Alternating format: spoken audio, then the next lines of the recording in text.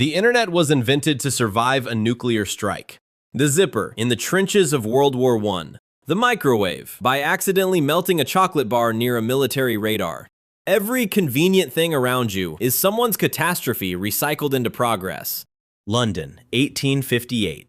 In the middle of the 19th century, London was the largest city in the world, and the smelliest. 2.5 million people dumped everything, absolutely everything, directly into the Thames, and then drank water from it. Yes, they drank water from the river they had just used as a toilet. And they wondered why cholera killed thousands of people every few years. Doctors advised sniffing flowers. Spoiler, it didn't help.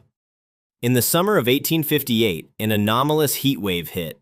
The Thames turned into a hot soup of waste. The smell became so unbearable that it was officially named the Great Stink. In Parliament, they draped the windows with sheets soaked in chloride. It didn't help. Members of Parliament were fainting right during votes.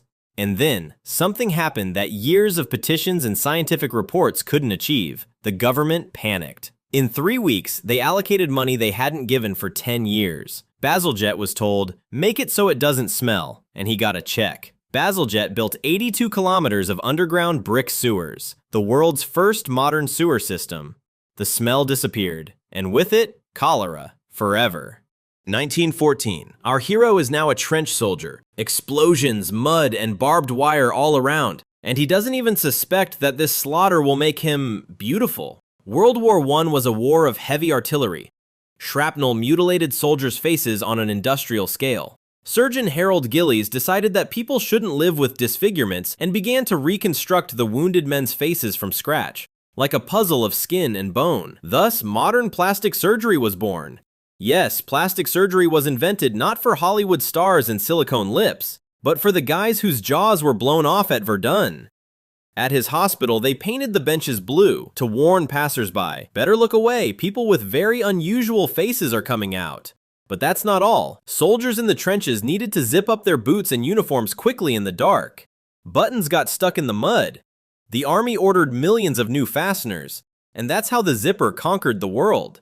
At the same time, nurses at the front noticed that the new Cellucotton dressing material absorbed blood 5 times better than regular cotton, and they applied it for personal use. The manufacturers quickly realized where the millions were and released the world's first sanitary pads, Kotex. Our hero returns from the front, with a whole face, a zipped-up coat, and a very grateful girlfriend.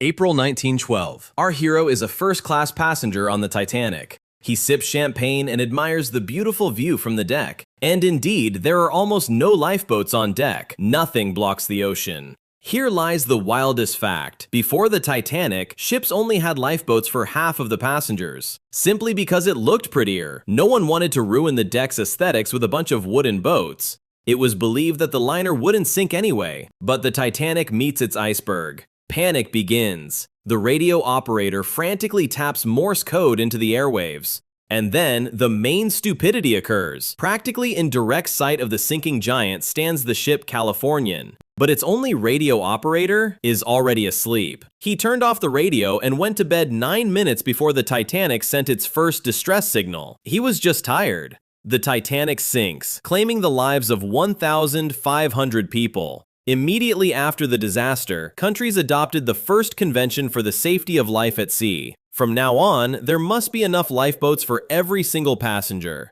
The radio station on ships must operate 24/7. And a single international distress signal is born, SOS, which is forbidden to ignore. 1939. The world is on fire again. Our hero is now a military radar operator. He watches the sky and is very hungry. And then a miracle happens. Engineer Percy Spencer was standing next to an active magnetron of a military radar and felt the chocolate bar in his pocket melt. The guy didn't get upset over dirty pants. He patented the microwave. By the way, the first device weighed 340 kilograms and was almost 2 meters tall. And this beauty cost nearly $48,000 in today's money.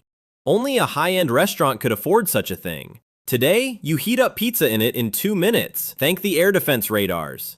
But that's minor. At the peak of the Cold War, the Pentagon needed a communications network that couldn't be destroyed by a single bomb. A network where every computer communicates directly with others. Thus was born ARPANET, the grandfather of the modern internet. Yes, the internet was invented by the military to survive a nuclear strike, and you use it to send memes and watch funny cats. Add to this jet engines, which were invented for air superiority and now fly you on vacation to the sea. We are flying back to 1666 to find out why he pays for his apartment every single month. Our hero in knee breeches, a tricorn hat, lights a candle in his new wooden house, goes to bed, and wakes up in the middle of the Great Fire. The fire destroyed 13,000 houses, leaving 100,000 people without a roof over their heads. A wild fact, before this fire, property insurance and fire brigades did not exist in the world at all. If your house burned, you just watched it, cried, and became a beggar. No options. A few years after the fire, an enterprising builder named Nicholas Barbin realized how to make money on this. He opened the first insurance company called the Fire Office. Barbin promised, "Pay me a small fee each year, and if your house burns, I'll build you a new one."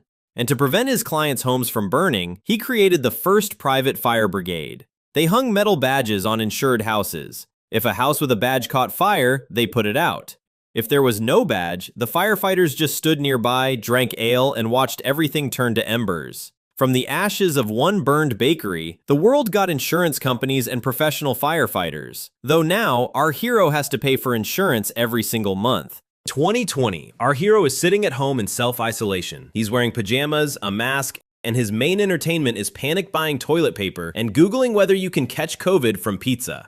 But while he is going crazy with boredom, the greatest medical revolution of the century is happening outside his window. Scientists had worked on mRNA technology for 30 years. No one gave them money considering it's science fiction. COVID arrived, and in 9 months, scientists did what they couldn't finish in 3 decades. Billions were poured into the technology. The result? The world got vaccines in record time. But the coolest part, right now, the same mRNA technology is teaching our body to kill cancer cells and HIV. Right now, there are over 120 clinical trials of cancer vaccines underway, and the first ready-made drugs are expected by 2029. Our hero in his pajamas was accidentally present at a scientific breakthrough that will save millions of lives in the future. Now we are in 2026. You press the button on your microwave, zip up the zipper on your jeans, and scroll through cats on the internet. Right now, you are a walking museum of human suffering. Your clean water was paid for by cholera in London, the zipper on your pants by the mud of the trenches, and the internet by the fear of nuclear war. You are the most spoiled person in history. And then the delivery guy brings you a latte without caramel syrup. You roll your eyes and write an angry 1-star review. Our hero from the 19th century, sipping water with sewage from the Thames, looks at you and whispers, "Seriously, pal? No syrup?" So appreciate what you have. After all, someone in the past has already paid for your comfort with tons of filth, blood, and fear. Humanity doesn't get smarter when things are good, so the next time everything goes south for you, know this. Maybe right now, someone in a panic is inventing some new convenient thing for you. Subscribe to the channel. We are already patching up the cockpit with tape. Bye!